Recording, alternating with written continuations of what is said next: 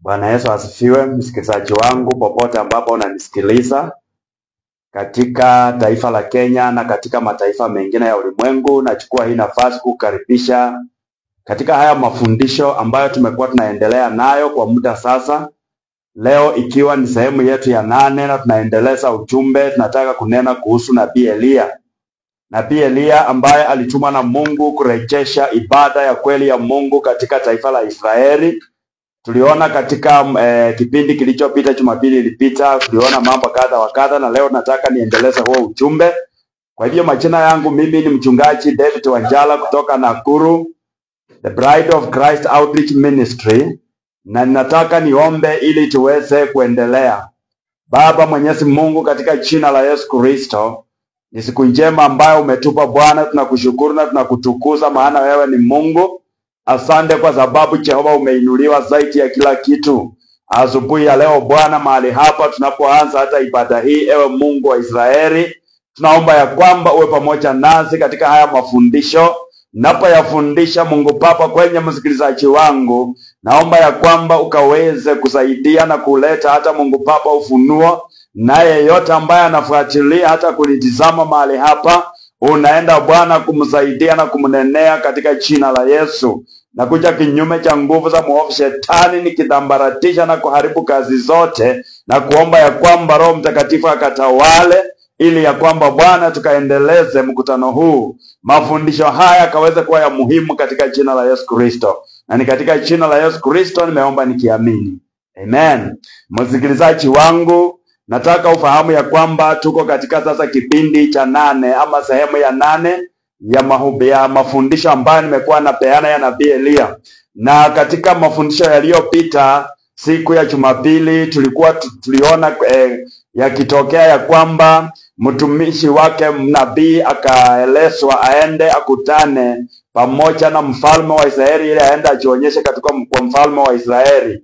Tukaona ya kwamba alikutana na yule ambaye alikuwa ndiye ambaye alikuwa anaweka, alikuwa ni mulisa gavana ambaye aliweza kuondoka. Tukawa tumeona ya kwamba waliondoka wakaenda sehemu mbili. Mfalme akaenda Obadia, mfalme akaenda upande mmoja na yeye akaenda upande mwingine, na kisha mtumishi wa Mungu Nabii Elia akaweza kujionyeshana kwake na akamwambia ya kwamba aende amwambie mfalme ya kwamba wanataka wakutane.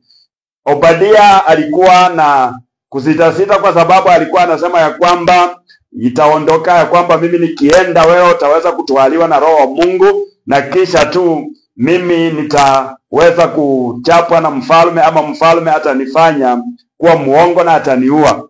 Leo nataka tuone sehemu nyingine, kwa sababu haleluya, sehemu hiyo nyingine tunataka tuone, maana ni sehemu iliyo bora sana.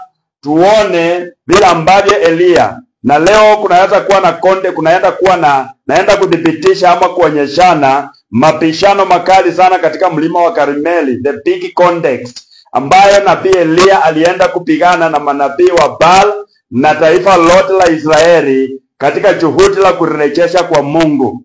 Tutaweza kuwa tunaona tu generally, tunaenda kusoma katika kitabu cha 1 Kings chapter number 18, Wafalme wa kwanza 18. Unasoma mistari yote, lakini sitakuwa nikisoma hapo tu, nitakuwa ninanakili mistari midogo michache, na tutaweza kuona ya kwamba ilikuwa ni siku kali sana. Unaposoma Jumapili iliyopita kufika mstari wa 12, unapoendelea ni ya kwamba unaona Elia anamwambia Obadia akaende akamwambie huyo mtu ambaye anaitwa Ahab ya kwamba wakutane. Na kisha walipokutana, Ahab kumuona Elia hivi mara moja akatamka maneno ambayo hayakuwa ya urafiki. Akasema, je, wewe ni yule mtesi wa Waisraeli, yule adui ambaye unateza taifa la Waisraeli na raia wake? Naye Elia akajibu na akasema ya kwamba yeye sio mtezi, bali Ahab pamoja na nyumba ya baba yake na watawala wote wa Israeli ndio watezi. Hao ndio wanaosababisha shida ambayo inaendelea katika taifa la Israeli. Tunaona ya kwamba katika haya mapishano Elia akamwambia ya kwamba waite manabii wote wa Baal. Walikuwa manabii 450, na kisha kulikuweko na manabii wengine 400 waliokuwa wanakula katika meza ya Ashera. Kwa hiyo Eliya akasema ya kwamba waitwe wote na wakakwewe katika mlima wa Karmeli. Hapo ndipo ambapo urejesho wa ibada ya kweli katika taifa la Israeli ulikuwa ufanyike. Na kisha twaona ya kwamba Eliya akasema, kusanyeni wote tuende pale, na wakaenda pale. Biblia inasema ya kwamba wakati ambapo walikuwa pale, kwa sababu hapo palikuwa ni mahali ambapo Mungu alikuwa amepateua, palikuwa ni mahali pa maonyesho wa Mungu wa kweli katika taifa la Israeli. Walipofika pale, unaposoma hiyo story utakuta ya kwamba Eliya aliwaambia kwamba kwa sababu hao ni wengi, watoe ng'ombe 2, na kwa wale ng'ombe 2 mandume waweze kuchagua ng'ombe mmoja, yule ambaye wataweza kumtoa kama dhabihu. Kwa hivyo akasema, kwa sababu nyinyi ni watu wengi na mimi ni mmoja, nyinyi ndio mtakayetanguliza. Na unaposoma hiyo story utasikia ya kwamba Biblia inasema vile walivyoanza kutanguliza ibada zao za sanamu, wakaita miungu zao, walimuita Baal. Biblia inasema ya kwamba wakamuita kutoka asubuhi mpaka ikafika masaa ya adhuhuri, ya alasiri, saa 6 adhuhuri. Biblia inasema ya kwamba ilipofika hayo masaa hakuna chochote kilikuwa kimefanyika, maana Eliya alikuwa amesema ya kwamba tunaenda kuomba, nyinyi mtatoa dhabihu yenu katika madhabahu haya, na mimi pia nitatoa dhabihu, na tunataka tutaweka moto, tutaweka kuni tayari kwa ajili ya moto, lakini hatutaweka moto. Na tunataka kuita Mungu, tuone ni Mungu yupi ambaye atajibu kwa moto. Kwa hivyo hao walimuita Mungu wao. Biblia inasema ya kwamba walimuita wakajikatakata kwa sababu hakuwasikia, wakararua mavazi yao waliokuwa nayo, wakajiharibu ngozi zao, walikuwa na wembe wakajikata visu, wakalia, sauti zao zikapotea. Ikafika majira ya mchana, hakuna jibu lolote, hakuna moto ulioteremka, kwa sababu miungu ya Baal, miungu ya Ashera, miungu za ugeni na Dagoni na miungu zingine hazina nguvu, haziwezi zikaokoa mtu yeyote. Hizo ni kazi ya mwanadamu na zimetengenezwa na mikono, kwa mikono ya mwanadamu. Kwa hiyo hazina budi kusaidia yeyote, maana hazina uwezo. Hata hivyo zinastahili kubebwa, zinastahili kuchukuliwa, kuondolewa mahali pamoja ziwekwe mahali pengine. Kwa hivyo walipoita ikafika, Biblia inasema ya kwamba ilipofikia masaa ya jioni, haleluya. Nataka tuanze mstari wa 28, unasema ya kwamba na wakapiga kelele kabisa wakijikatakata na visu pamoja na mawembe, mpaka damu ikatoka kwenye ngozi zao. Huo ni mstari wa 28 katika kitabu cha Wafalme wa Kwanza 18. 29 inasema ya kwamba na ilipotimia saa 6 mchana wakatabiri mpaka wakati wa matoleo ya jioni, wakati wa ibada inaitwa the evening sacrifice, the evening offering. Utabiri wao uliendelea ukapita saa 6, wanatabiri, wanaita Baal, wanaita miungu zao zile ambazo walikuwa wanaziekemea, lakini hakuna hata lolote, hakuna jibu, hakuna hata moshi. Kwa hivyo ilipofika masaa ya evening sacrifice, masaa ya dhabihu ya jioni, Biblia inasema hakukuweko na sauti, wala hakukuweko na jawabu lolote, wala hakukuweko na yeyote aliyesaidia ama aliyeweza kumakinikia mambo hayo. Mstari wa 30 Biblia inasema ndiyo Eliya akawaambia watu wote, na akawaambia hivi, nisongeeni karibu nyinyi nyote, nyinyi watu wote kujeni karibu na mimi. Na yeye akarekebisha madhabahu ya Bwana yaliyokuwa yameporomoka. Haleluya. Ninamtukuza Mungu kwa sababu ya mtumishi wake ambaye anajua misingi na mipango na mwelekeo ambao Mungu anaweza kujibu.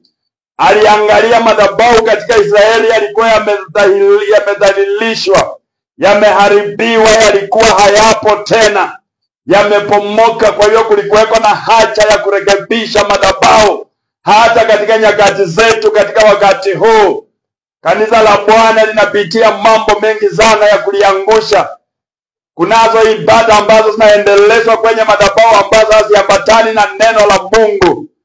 Kunatakikana mhubiri ama nabii ama mjumbe ambaye atasimama, kuhani, aweze kurekebisha madhabahu ya Bwana yaliyopomoka. Biblia inasema ya kwamba nabii Elia akayarekebisha madhabahu ya Bwana. Ni muhimu. Hatuoni manabii wa Baal wakirekebisha madhabahu yao, maana madhabahu yao yanaweza tu, ibada zozote zaweza kutolewa kiholela. Lakini katika madhabahu ya Bwana ni lazima ibada zitolewe kulingana na vile Bwana mwenyewe ameweka, kulingana na vile misingi ambazo Bwana mwenyewe ameweka. Na katika zile misingi zinapatikana katika Biblia. Unaposoma kutoka kitabu cha Mwanzo hadi mpaka kitabu cha Ufunuo, utaona ya kwamba Mungu aliweka njia na aliweka namna ya yeye kuabudiwa. Haleluya. Kwa hiyo Biblia inasema ya kwamba Elia akaweza kurekebisha madhabahu, na ule urekebishaji uliyahusu mambo yafuatayo. Mstari wa 1 unasema ya kwamba Elia akachukua mawe 12 kulingana na hata nambari ya makabila ya wana wa Yakobo, ambaye Mungu, neno la Mungu lilimchana likasema kwamba Israeli litakuwa ndilo jina lako. Mungu alikuwa amemuonekania Yakobo ili aweze kutekeleza ama kutimiliza ile agano alilolifanya na Abrahamu. Akaja pia akamnenea Isaka, na sasa lilikuwa litimilike kupitia katika Yakobo. Na wakati ambapo malaika wa Mungu alikutana na Yakobo akitoka kule Betheli akirejelea, alipokuwa anatoka kwa ango yake, akaweza kumenyana na Mungu, akapishana na Mungu, na Mungu akaweza kusema, hutaitwa Yakobo tena, katika wewe utaitwa Israeli. Na ndiyo Biblia inasema ya kwamba Elia akayachukua mawe 12. Hii symbolically inamaanisha ya kwamba Elia aliweza kuwakilisha makabila 12 ya Israeli mbele za Mungu katika kutubu na katika kuungama dhambi zao, na katika kuwarejesha kwa Mungu, na katika miundo mbinu ya Mungu ambayo Mungu mwenyewe alikuwa amewekeza. Haleluya. Biblia inasema ya kwamba alifanya hivyo, akachukua yale mawe. 32 inasema na kwa yale mawe yeye akajenga madhabahu. Yale mawe ambayo yalikuwa yanawakilisha makabila 12 ya Israeli, kutokea Ruben hadi mtoto wa mwisho ambaye alikuwa ni mtoto wa Yakobo. Lakini ukumbuka ya kwamba tayari kabla Yakobo afe, katika kitabu cha Mwanzo 49 alikuwa amewabariki na amewahusisha watoto wa Yusufu katika hiyo ibada. Kulikuwa na Benyamini ambaye alikuwa the last born. Kwa hiyo kutoka Ruben mpaka Benyamini, na hayo kwa watoto Yusufu aligawiwa kwa sababu kulikuwa na Manase na Ephraim. So akarekebisha madhabahu ya Bwana katika jina la Bwana. Haleluya. Hawa walikuwa wanaita jina la Baal, walikuwa wanaita hizo miungu za Sidoni. Nilipoanza haya mafundisho, nakumbuka niliweza kuegeza vizuri, nikaonyesha vile ambavyo kulikuwa na ibada katika taifa la Israeli. Suleiman alikuwa ametengeneza majukwaa kadha wa kadha, na tukaona ya kwamba Jeroboamu na Rehoboamu walipokuja pia wakachagua ni jukwaa lipi wataendeleza itikadi zao na ibada zao. Nikatembea hivyo mpaka tulipokuja tukaona ya kwamba huyo mfalme ambaye anaitwa mfalme Ahabu alipoanza kutawala, yeye naye akaanza kuenda akichukua miungu wa ugeni akiwaleta katika taifa la Mungu. He was importing strange gods. Alienda akachukua mungu wa Wasidoni, Baal, mungu wa watu wa Moabi, Baal Biore. Nilikuwa nimeelezea tayari nikasema ya kwamba huyu Baal alikuwa anamaanisha Bwana wa ufunuo, wa kufunua, kufungua, Bwana wa kufungua. Na nikawa hata nimetoa mfano kama vile ambavyo Waisraeli walivyoabudu kule katika Midiani, wakaabudu huyo Baal Biore, ghadhabu ya Bwana ikashuka na ikawagonga. Nikawa nimesema ya kwamba kwa kweli huyu alikuwa ni Mungu, Bwana wa kufungua, na ndio walikuwa wamemkweza, walikuwa wanamuita. Lakini Biblia inasema ya kwamba Elia akaliitia jina la Bwana, Elia akaliitia jina la Yahweh, Elia akaliitia jina la Mungu wa majeshi. Haleluya. Akarekebisha. Na Biblia inasema ya kwamba na akatengeneza mitaro kando kando ya yale madhabahu, na ile mitaro ingeweza kushikilia maji kiasi matangi kadhaa. Na kwa hivyo alipomaliza akachukua kuni akaziweka juu, anatengeneza, anaweka msingi, prepare, anarekebisha madhabahu yaliyokuwa yamepomoka. Kuna preparation. Kanisa la Kristo wakati ambapo wanahitaji hata ufufuo, najua ya kwamba kila mahali sauti inasikika, na hiyo sauti inanena kuhusu ufufio wa nyakati za mwisho. Ule ufufio utakuja na hautakoma, bali ni lazima kwanza ule ufufio ukija, kwa sababu utakuwa ufufio wa mwisho ambao unahitajika kuchukuliwa na Yesu Kristo mwenyewe na uendeleze mpaka katika milenio. Haleluya. Hauwezi ukawa ufufio ambao utakuwa kama ufufio ambazo zimepita, zilizofanya kwa muda mdogo na zikaondoka. Na ndio kuna haja ya kurekebisha, kuna haja ya kutengeneza, kuna haja ya kuimarisha, kuweka misingi madhabahu ya Bwana. Madhabahu ambayo yamefunjika na yameharibika, kila kitu kinaendelea pale kwenye madhabahu. Haleluya. Kila aina ya corruption, kila aina ya mambo ya unyang'anyaji na ufisadi na ufinyaji wa watu unaendelea mahali pale. Ufufio huo wakati wa mwisho ni lazima uwe ni ufufio ambao utakapoanzishwa au utanyamazishwa tena. Na ndiyo kunahitajika kuwe na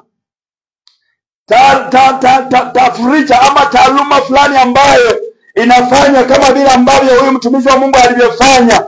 Biblia ikasema ya kwamba akatengeneza, akaweka kuni, na kisha akawaambia wayachaze yale mitaro, walizichaze zile mitaro kwa maji.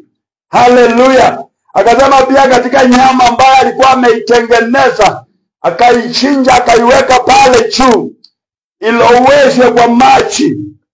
Akasema ya kwamba hata kuni zenye zilikuwa mahali pale, zenye zitatoa dhabihu ya kuteketeza, na hiyo dhabihu ya kuteketeza haikukuwa iliwe ama iguzwe na hata kuhani mkuu.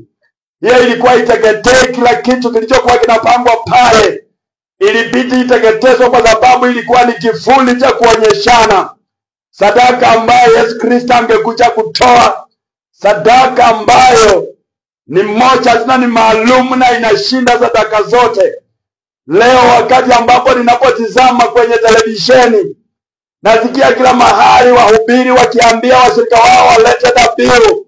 Nataka kuwaeleza ya kwamba kuna dhabihu mbili peke yake. Dhabihu ya Agano la Kale ambayo ilikuwa inatolewa kwa damu ya wanyama wasiokuwa na hatia. Na tangia wakati ambapo Yesu alikuja, alitoa dhabihu moja ambayo inatosha. Pesa haziwezi zikawa dhabihu. Wasikilizaji, wachungaji, nisikilize, nyinyi ambao ndio mnachunga kondoo wa Bwana, ondoweni uhondo maozo ya kusema sacrifice. Sacrifice. Ukisoma Biblia haituambii tulete pesa kwenye madhabahu. Watu wanasema ya kwamba ni lazima uchiunganishe na madhabahu. Nataka kukuambia ya kwamba madhabahu yaliyokamilifu yalitolewa na Yesu Kristo. Sadaka ya mwisho ambayo ndiyo sadaka iliyokamilika ilitolewa na Yesu Kristo. Kwa hiyo huyu mtumishi wa Mungu nabii Elia akarekebisha, akamwagilia maji, akawaambia wamwagilie maji mara ya kwanza, wamwagilie maji. Huo ni mstari wa 34. Mara ya pili na mara ya tatu, na wakajaza ile mitaro mara ya tatu. Na Biblia inasema mstari wa 36 ya kwamba ilikuja kutimia kwa wakati wa sadaka za jioni, ya kwamba Elia nabii alikaribia na akasema, ewe Bwana Mungu wa Abrahamu, ewe Bwana Mungu wa Isaka, wacha ijulikane siku ya leo ya kwamba wewe ni Mungu katika Israeli, ya kwamba wewe ni Mungu katika Yakobo, na ya kwamba mimi ni mtumishi wako, na ya kwamba nimeyafanya haya mambo yote kulingana na neno lako. Haleluya.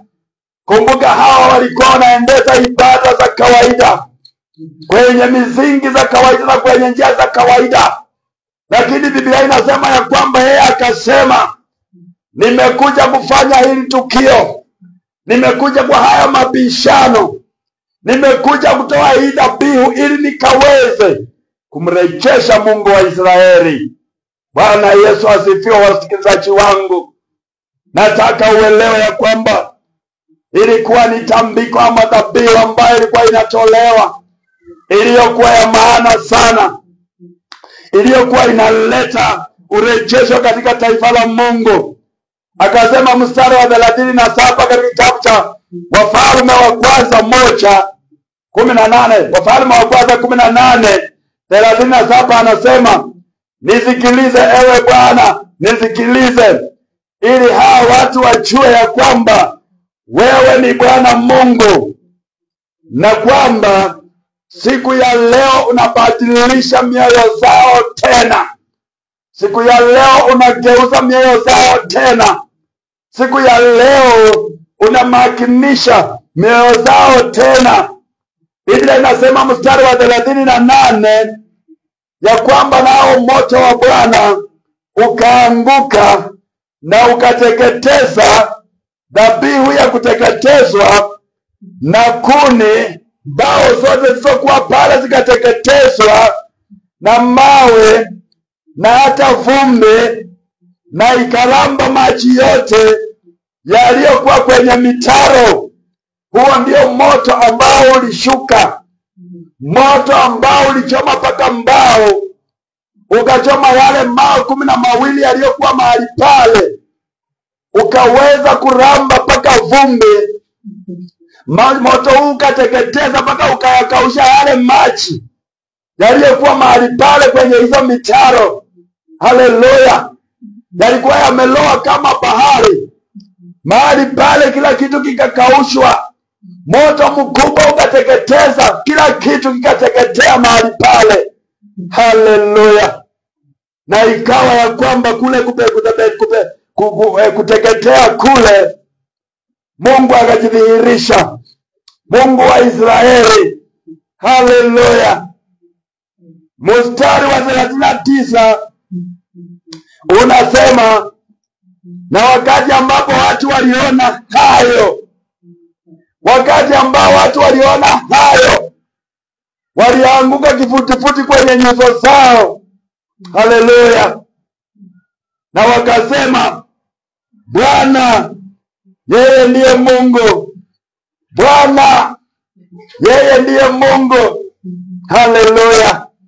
Katika hizi nyakati ambazo tunaishi, ni nyakati ambazo tunahitaji ulimwengu mzima, watu wote wanaoabudu waone tukio kama hili, ili waweze kugeuza mioyo zao, waache kuning'inia miungu za kuharibika isiyo na maana, kama vile Yona alivyokuwa amening'inia miungu za ubatili, na Mungu akamfunulia ya kwamba yule anayening'inia miungu za ubatili hawezi akasaidika. Haleluya. Anapoteza kibali ambacho ni chake. Kanisa la Bwana limepoteza kibali ambacho ni chake. Linahitajika kuwa mchi uliojengwa juu ya mlima, ambao kila mtu anaposimama anautizama. Kanisa linahitajika liwe ni taa ambayo imewashwa katikati ya giza, na imewekwa pale kwenye msimamo, kwenye the lampstand, ili ya kwamba watu wote walio katika giza mule ndani wakaweze kuona. Lakini siku ya leo unapoliangalia kanisa la Kristo, limegeuzwa, limekuwa soko la biashara. Damu ya Yesu inauzwa kwa fedha za soko. Haleluya. Fedha, bei ya hisa. inauzwa pale. Watu wamekutana, wako na kilio katika mioyo zao. Kitabu cha, mniruhusu nisome katika kitabu cha Jeremiah. Just allow me reference the book of Jeremiah chapter number 50. Niko karibu kukamilisha mafundisho haya asubuhi ya siku ya leo, na tunakuja kuyaendeleza baada ya ibada zetu.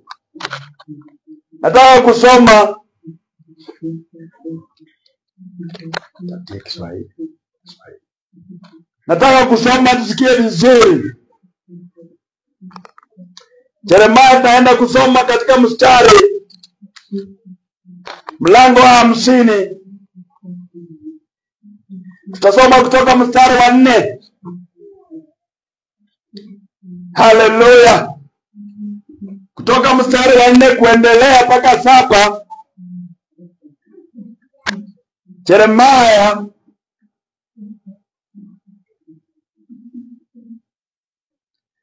Jeremiah naenda kusoma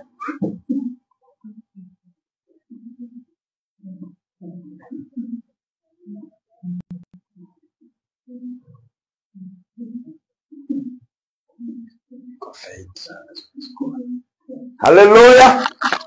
Wacha tusome tusikie vile Biblia inasema. Ile na wakati ule, asema Bwana, wana wa Israeli watakuja, na wao pamoja na wana wa Yuda pamoja wataenda wakiomboleza wakilia, na watakuwa wanatafuta Bwana Mungu wao. Haleluya. Wachungaji wa Bwana, sikiliza. Nasoma hizi mistari ni zenu.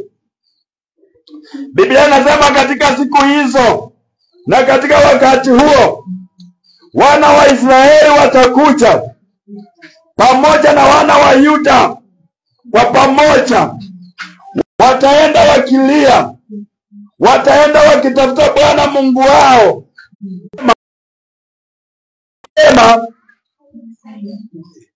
Watauliza njia ile iendayo Sayuni. Watataka kujua mahali ambapo Mungu anaishi. Nyuso zao zitakuwa zimeelekea mahali pale, na watakuwa wanahimizana, wanasema, njooni tuende tujiunganishe kwa Bwana na katika agano lake la milele ambalo halitasahaulika. Haleluya. Mstari wa 6 unasema, sikiza, wakati ambapo wana wa Mungu, watoto wa Mungu, kanisa la Bwana, wako na tamanio mioyoni mwao, wanalia, wanashauku na wanasema, kuja tuende Sayuni. Mstari wa 6 unasema, watu wangu ni kondoo waliopotea. Wanawezaje kuwa tena ni kondoo waliopotea? Jawabu ni ya kwamba wachungaji wao wamewaongoza kwenye upotofu. Mchungaji ameitwa na Mungu aweze kuelekeza kondoo za Mungu kwa njia za Mungu, lakini tunaona ombolezo hapa likitoka kwa kinywa cha Bwana ya kwamba watu wa Mungu wamepotea, na wale walioshiriki katika kuwapoteza ni wachungaji. Ole wao wachungaji ambao wanaongoza kondoo za Bwana katika njia ya Bwana. Biblia inasema ya kwamba wamekeuza kutoka mlima mmoja hadi mlima mwingine, kisha wakawapeleka katika kilima. Urefu wa mlima na kilima hazitoshani.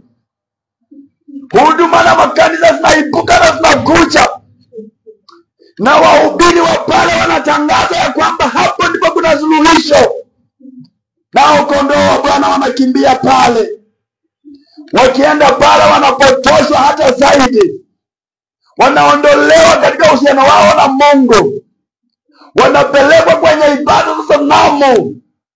Na ndio maana Mungu anasema ya kwamba kondoo wangu wamepotea. Watu wangu ni kondoo waliopotea, na ni wachungaji wao wamewageuza. Wametoka mlima mmoja wakaenda kwenye kilima, na wamesahau mahali pao pa pumziko. Wamemsahau Mungu wao, wamemsahau Yesu Kristo ambaye ndiye mchungaji mwema. Yesu akasema ya kwamba kondoo wake wanajua sauti yake. Kondoo wa Bwana, wacha nikusaidie. Jihatari na hizo masauti ambazo zinatokea hata wakati ambapo zinanenwa. Wewe unasikia ya kwamba katika moyo wako hauna amani na hayo maandishi. Wacha kukaa mahali pale ukifinyiliwa. Unaenda pale na unajiuliza, huu ni ukweli kweli? Wacha kuendelea kulegea mahali pale, ukiendelea kuning'inia mawazo mawili, kama vile ambavyo tutakuja kuona katika kipindi kingine. Elia aliwauliza, nyinyi watu mtaendelea kuning'inia kwenye mawazo mawili namna gani? Chagueni kama Baali ni Mungu siku ya leo mumtumikie, na kama huyu Jehova Mungu ndiye ambaye anajibu kwa moto, mtamtumikia mgeukie yeye. Katika mstari wa 7 Biblia inasema, kwa sababu ya hiyo hali ya hawa kondoo waliopotea, wachungaji wamepoteza kondoo wa Bwana. Wamewaweka mhanga wa kila mtu ambaye anawakuta anawakula. Anapokutana nao anawakula na anawateketeza na anawaangamiza. Na Biblia inasema ya kwamba, hajasoma kwa Kiingereza, but all that found them have devoured them, and their adversaries said, we offend not, because they have sinned against the Lord, the habitation of their justice. Hallelujah. Even the Lord, the hope of their fathers. Ya kwamba Makenzi, Shakahola na wengine wanapowapata wanawakula, wanawaua, wanawaumiza, wanawapotosha, wanaweka katika njia ambazo sio za kweli. Na wao wakiulizwa wanasema, sio sisi tuliwalazimisha, wenyewe walikucha. Unakuta wanasimama pale kwenye madhabahu yao ambapo wanahudumu wakiwa na kiburi kikubwa sana. Hiyo ndio hali ambayo kanisa la Kristo lipo siku ya leo.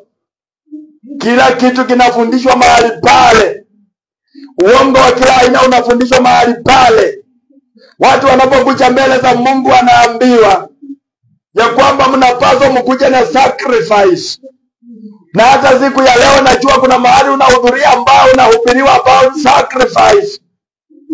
Ninakushauri utoe sadaka na utoe fungu la 10. Na kama Mungu amekusaidia, hata amekupatia kitu ulikuwa naombi, toa shukrani. Lakini hii mambo ya sacrifice, huo ujumbe hauko katika Biblia. Biblia imetangaza vizuri. Mungu amenisaidia, nimeandika kitabu The Shepherds and the Paths of God. Pale nimetaja haya mambo vizuri. Sadaka zote, shukrani, za shukrani.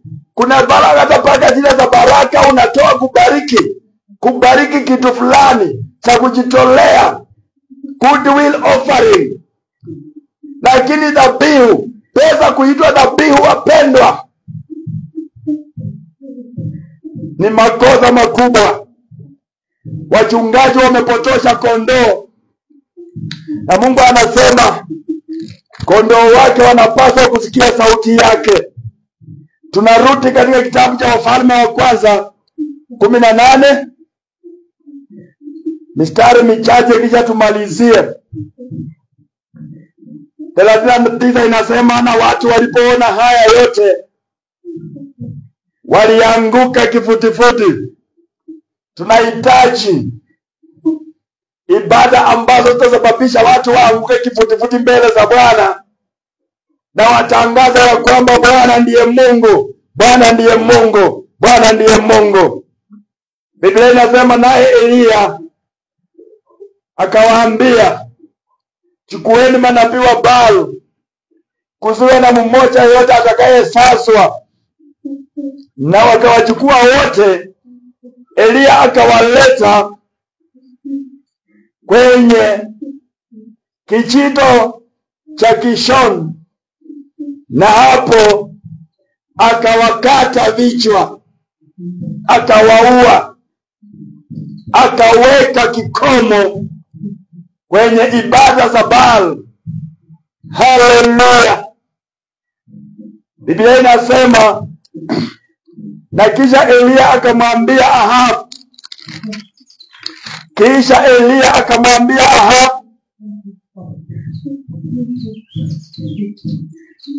amuka ule na unywe, maana kuna sauti ya mvua nyingi.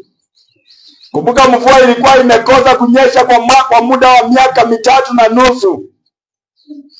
Taifa limeoza, njaa imelikula na imelitemeza. Sasa mvua ya baraka ya uvuvio inakuja. Ni baada ya kutoa ibada iliyokamilifu.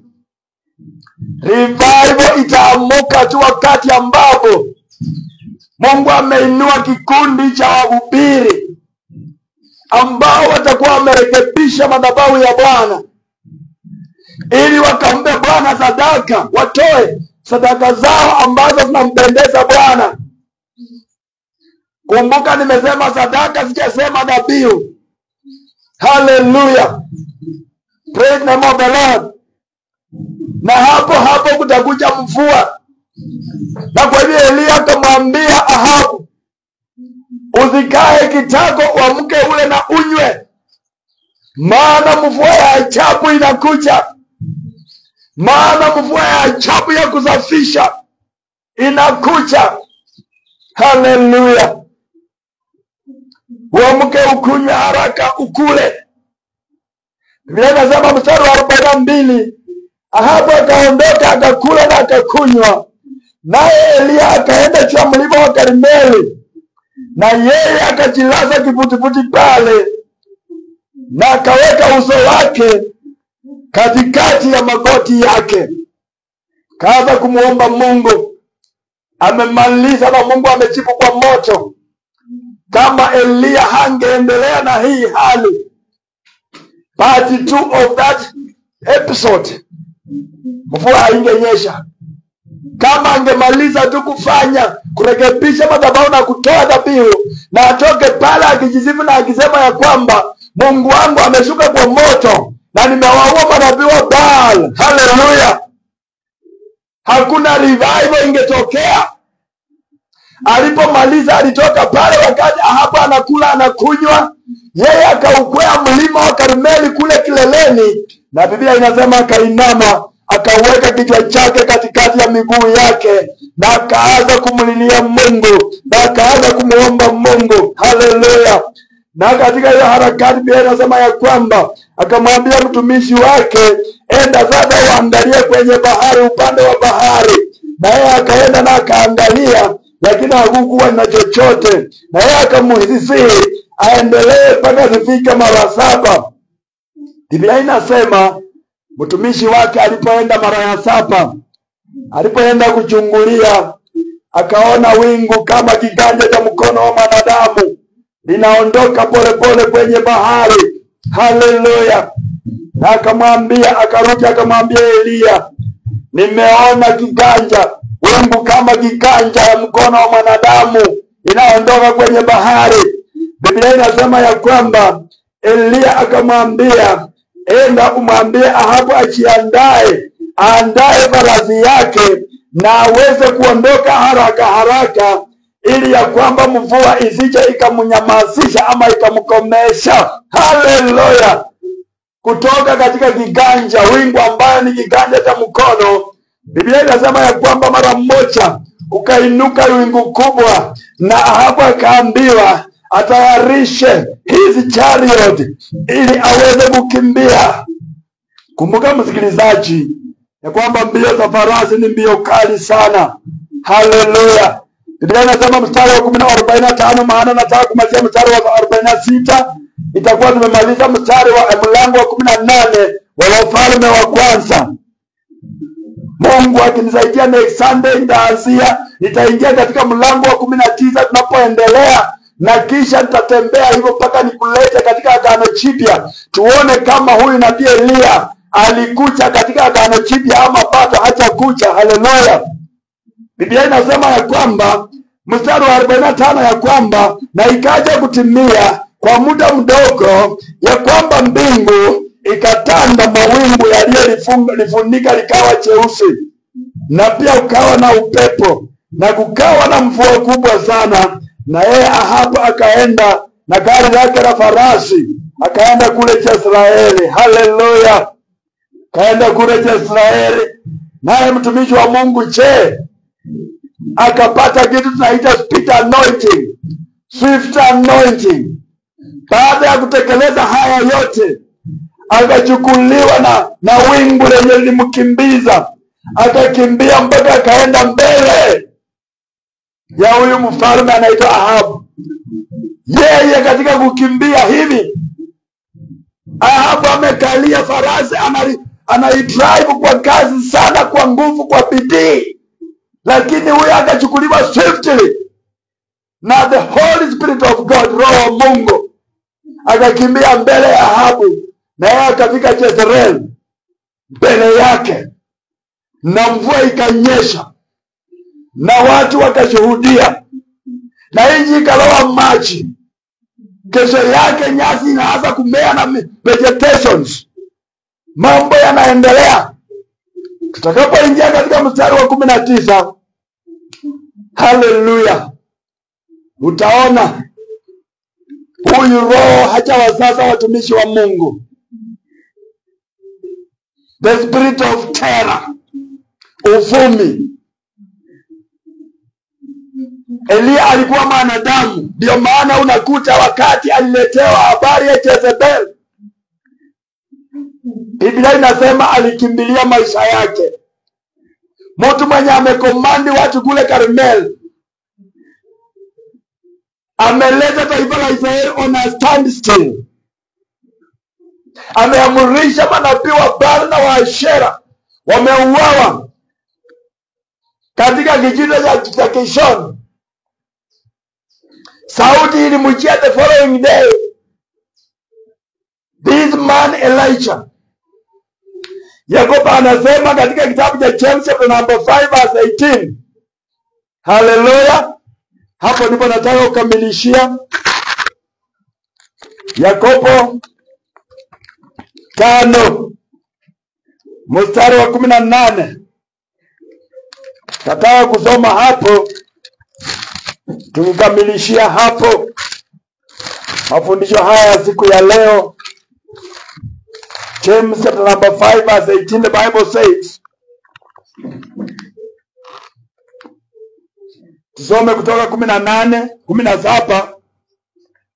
Naye Elia alikuwa mtu aliyekuwa na hisia na mawazo kama sisi, na aliomba kwa bidii ya kwamba isinyeshe,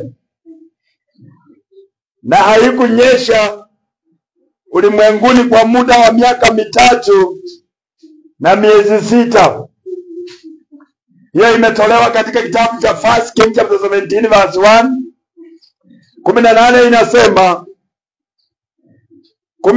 inasema, na yeye akaomba tena, na mbingu ikafunguka, na mvua ikanyesha, na ikaleta mazao na matunda.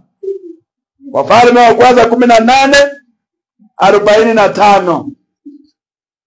Aliomba isinyeshe kwa muda wa miaka 3.5, na tunaona haikunyesha. Katikati ya hizo miaka tunaona yeye vile aliishi. Baada ya hizo miaka, baada ya miaka 3, Biblia inasema aliambiwa aenda ajionyeshe kwa Ahabu. Mpaka sasa mvua ndio yeye imenyesha. Matamshi ya mtu aliye na imani Na sisi vile vile tunahimizwa tuwe na imani katika Yesu Kristo. Yesu akasema kama mtakuwa na imani, hata kama ni ndogo kama mbegu ya haradali, mtauamrisha huu mlima uondoke hapa na uende ukajipande pale, na bila shaka mlima utatii. Kuwa na imani katika Bwana. Msikilizaji, wewe mchumbe wa Mungu ambaye ni mchungaji, have faith in God. Wewe mshirika ambaye unahubiriwa siku ya leo, kuwa na imani kwa Mungu. Elia peke yake alikuwa na imani kwa Mungu na akafanya yale yasiyowezekana. Na wewe vile vile unaweza kuwa na hiyo imani na ukafanya yale yasiyowezekana. Na wakaribisheni nyote, maana leo tunapokuwa tunaendelea na ibada yetu inaenda kuonyeshana hapa. Kwa hivyo popote ulipo, welcome very much kwa Sunday service yetu. Tumeanza live services, itakuwa inaendelea, na Mungu awabariki. Nataka kuomba. Mungu Baba Mwenyezi, katika jina la Yesu, Baba umeniwezesha, nimenena neno lako na nimefundisha kila mmoja ambaye amesikiliza Bwana na amenitazama, na muombea ya kwamba uweze kunyosha mkono wako juu ya maisha yake, uweze Bwana kumsaidia, uweze Bwana kumuongoza, uweze Bwana kumuinua na kumrekebisha na kusimama pamoja na yeye, kwa maana wewe ni Mungu mkuu, Jehova ambaye unastahili. Baba, ni asante kwa kuniwezesha nikafundisha. Asante kwa ajili ya siku ya leo, watoto wako wanapojumuika pamoja ili waweze kukuabudu wewe. Naomba Mungu wa Israeli ya kwamba uweze kuwaonekania, uweze kusimama pamoja na wao, uweze kuwatenda mema Jehova, kwa maana wewe ni Mungu mkuu, uliye mtakatifu wa Israeli. Jina lako litukuke na liinuliwe, na ni katika jina la Yesu Kristo naomba nikiamini. Amen. Msikilizaji wangu, jina langu ni mchungaji David Wanjala wa Pride of Christ Outreach Ministry kutoka Nakuru. Nambari yangu ni 0720352398. Unaweza kuniandikia ujumbe, hata email davidwanjala25@gmail.com. This one is in small letters, in lower case, na hakuna spacing. davidwanjala25@gmail.com. Mungu awabariki, Mungu awatende mema. Nasema ya kwamba tutakuwa tukiwa na ibada yetu live transmission, na kwa hivyo popote ambapo upo unaweza kutufuatilia, upokee mafundisho, upokee mwelekeo utakao kusaidia ili ya kwamba ukaweze kuwa na nafasi ya kuingia katika ufalme. Mungu awabariki, Mungu awatende mema. Amen.